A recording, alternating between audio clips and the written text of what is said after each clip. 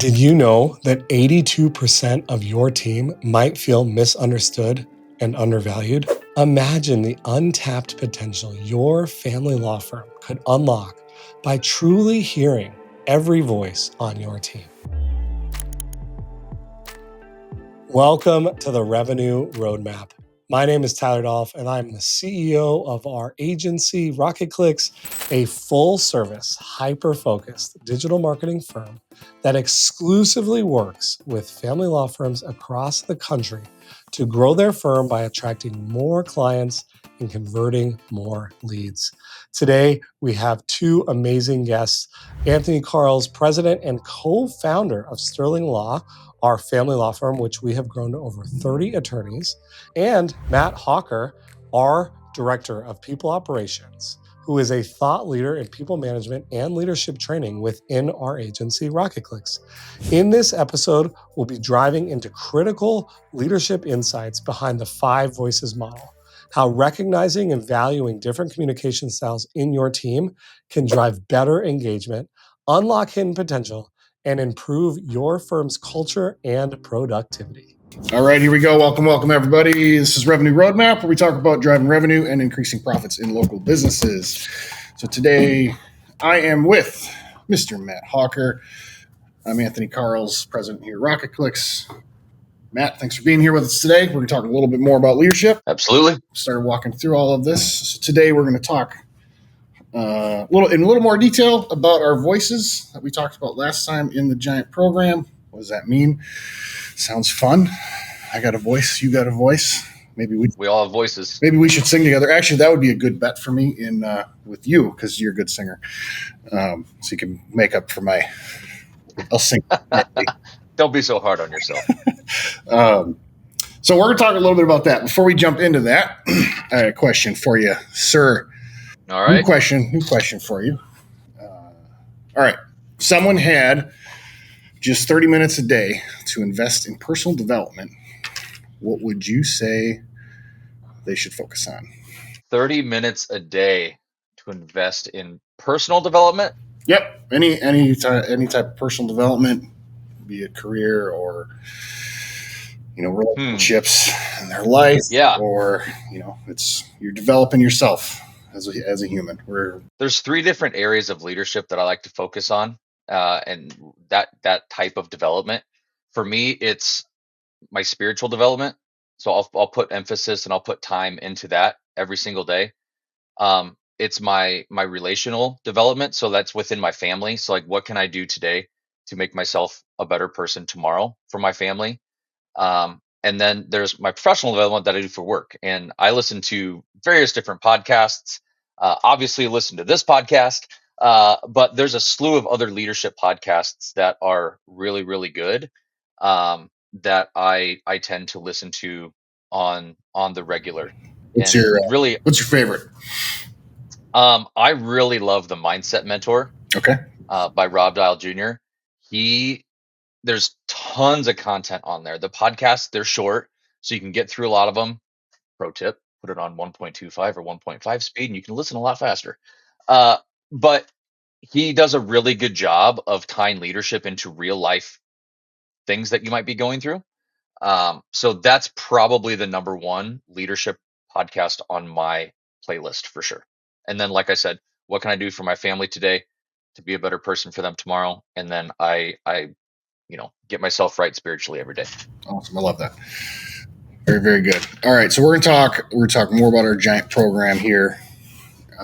So last time we talked, we're kind of going through this first workshop that we do with our team called Transforming Team Communication. First big module here is called Discovering Your Leadership Voice. We talked about that a little bit. So we're going to dive a little bit into the 5 voices concept here. Talk about that. So like before we jump into that, like let's go back to the why. Why is this something that matters? This matters for our business, and this matters for every business out there because of one simple fact. And I can say that everybody in your company speaks, but not everybody in your company is heard. So everybody speaks, but not everybody is heard, because you and I might be louder than somebody else at our company. And usually the people who speak the loudest are the ones that are heard the most often. But that doesn't mean that everybody else doesn't still speak. And doesn't mean that what they have to say isn't important. So why does that So matter? Let's talk a little bit about that. So like that's a big one. So not everyone speaks, not everyone's heard. Okay. Yeah. Sounds interesting. Why does that matter? Why does that matter? Because 82, so there's studies have been shown that 82% of team members on your team typically feel misunderstood and undervalued. 82%. That's a very large percentage of people. Okay. Put that on top of the fact that teams generally function at less than 60% of what their true potential actually is. So not only do you have a majority of your team that feels misunderstood and undervalued, but also over half of your team isn't actually working up to what their true potential is. Yeah, I think that's from a like more recent Gallup poll in terms of engagement versus disengagement and actively being disengaged. So like those are it's a lot. That's a lot of expense to be carrying on a week to It's a lot of month to month expense. for a small business when you got some people that aren't actively engaged and they're not. And what I would say is like, imagine having perfect numbers for these is never going to be a thing, right? But just imagine, what if those numbers were cut in half? What if only 41% of your team was misunderstood and undervalued, and then 30% wasn't living up to their true potential? That would be a game changer for business in and of itself. Yeah, that's still not even excellent. Right. That's still not great. Yeah, that's still like a C minus. So how do we wrap our heads around this? Because I think this is an important topic. This when I first got introduced to this, I thought it was very fascinating. I'm like, okay, well that's some tough information. What do I do with it? How do I change? And the five voices concept, like as I got into it and understood it, it really helped me grasp what it meant and helped me really understand how people come to the table with different perspectives that are very, very important to them in mind, and how I bring things to the table that are very different from my perspective in terms of how I experience the world that are different from theirs, and hence opportunity for conflict. So let's talk about it. So what are the five voices? What does that mean? So 5 voices. Okay. I'm going to go through these. So I was talking earlier about the loudness of a voice, right? Like when certain people speak, everybody hears it. And when some people speak, nobody hears it because they're a little more shy. They might not be as outgoing with people. And that's just part of their voice. And that's okay. That's just part of who they are. Yeah. But understanding that is important. So from the quietest voices to the loudest voices, I'm going to go in order. There's 5. Okay. So your quietest voice is your nurturer. Okay. Nurturer, and we're gonna do a whole series about each one of these, go into each one of these voices. So excuse me, I'm not going to go into each one of them in high detail today, but nurturer is your quietest voice. Guess what the percentage of people is in this world that have a nurturer voice? 43%. 43% of the general population is a nurturer voice. That means 43% of the people that are speaking probably aren't being heard because they're not really speaking very loudly. So nurturer, number 1.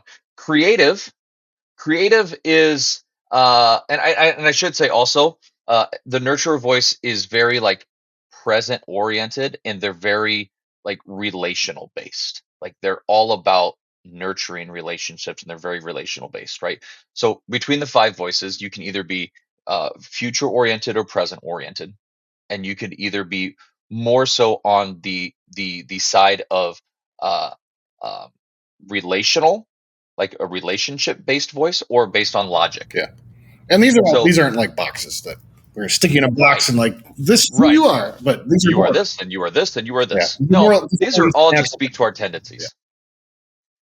Yeah. It all speaks to our tendencies. So we have a tendency to be more present oriented if you're a nurturer. You have a tendency to be more relationally focused if you are a nurturer. So that's what I'm speaking to. So first, nurture. Second is creative. Now, creative is a little bit different because you could actually be a creative is a future oriented voice. Okay, generally people who are creative think in the future, but depending on what your your second voice is, you could either be a relational based creative, or you could be a logic based creative. So there's some intricacies depending on what your second voice is, that kind of talk about where you typically go from that standpoint. 9% of the general population is a creative. Yeah, and there's a so in the something interesting between the nurture and the creatives, because they're both from a volume perspective low, but for different reasons. Nurturers will likely say less because they're trying to maintain relational harmony. Creatives won't speak less; they won't be understood more because they're a more creative oriented voice, and typically they're misunderstood. It's not that they won't say something; it's when they speak, no one gets it, and it's extraordinarily frustrating. And then they pull back. Why doesn't anybody understand what I'm saying? So it's a different, how it sounds is different in terms of literal volume, but in terms of influential volume, it's low on the spectrum because when they speak, they're not understood. Versus nurturers will likely speak less because they don't want to disrupt the relational harmony in a group. That's a great point. That's a great point. They're quieter voices, but for completely different reasons. Yeah. You nailed that. Cool. Nailed So it. creative. Then we got, what do we got next? Then middle of the pack, third coming up is the Guardian. So Guardian is a very present oriented voice that is all about logic. They are the question askers of the group. So if you have somebody that asks you a question about a question about a question, then follows it up with a sub question, good chance they might be a Guardian. Um, Guardians make up 30% of the general population. So that's our third one. Fourth one is connector. That's what I am. I am a connector. I make up, and people like me make up 11% of the population, and we are future oriented thinkers that are also relational based. So we are all about the people. I think I brought this up the last time. Connectors are kind of like, hey, if you need something done, find a connector because they know somebody that knows somebody that's going to be able to help you out. um, we're all about relational harmony and kind of in working within teams and communicating and guiding people through that. And then last but certainly not least, the loudest voice of the five is the pioneer. The pioneer makes up 7% of the population. So they are the lowest percentage of all of the population is that voice, is the pioneer. They are very future oriented thinkers, and they are solely based on logic and reasoning when it comes to why they think the way they think, why they act the way they act. It's because they're all about logic based. Yeah. So big, lot of concepts here, but A lot of concepts. when you have an issue in an organization and you bring people together, if you put all five of these voices around the table, which would be the ideal situation, because you're probably going to come, and it's ideal if everybody actually is going to have the opportunity to be heard, because you're likely to come out with a really good solution once you are aware of this. If you're not, what likely will happen is an immature pioneer will run over the group because they're loudest, and they're going to be very future oriented. They're very logic. They're great thinkers. They are going to discount most of the relational aspects of their decision. They're going to care a lot less about the details of how we get there. To a lot of pioneers, I know for myself, as a creative pioneer, it's like a 3-step process: step 1, step 2, step 3. And then I talk with, JP, our resident guardian on our leadership team. Yep. And he's like, what about this? What about this? What about this? What about this? What about this? What about this? And I'm like, oh, there's actually 30 steps here. There's a lot more that I didn't consider. Yep. And, it's more about typically the what is correct, but the how is wrong. So you need a lot of these other voices to fill in the gaps. Because when you do go to just move forward, you're going to run into problems because you didn't consider all of the other things that need to be considered, or answer questions questions nurturers are going to have is, what's going to happen with X, Y, and Z person when we do this change? How is that going to impact them? Are we considering that? Well, all of those things, and they're important, because if 43% of your team doesn't feel like you're on board for them and you're for them, you're likely going to have a really hard time with change management. Absolutely. And one of the things too you'd said, like putting everybody together in a room. One of the things I think about that I've learned through this, that you learn going through Giant, is, understanding what a person's voice is can really shine light on potentially like some of the reasons or the ways or the whys, I should say, on how they show up in a meeting. So you might have Bill who's in your meeting and he like never speaks up, or he never talks. Well, Bill might be a nurturer, and by default, like nurturers, they're never the first ones that are like, I'll go first, right?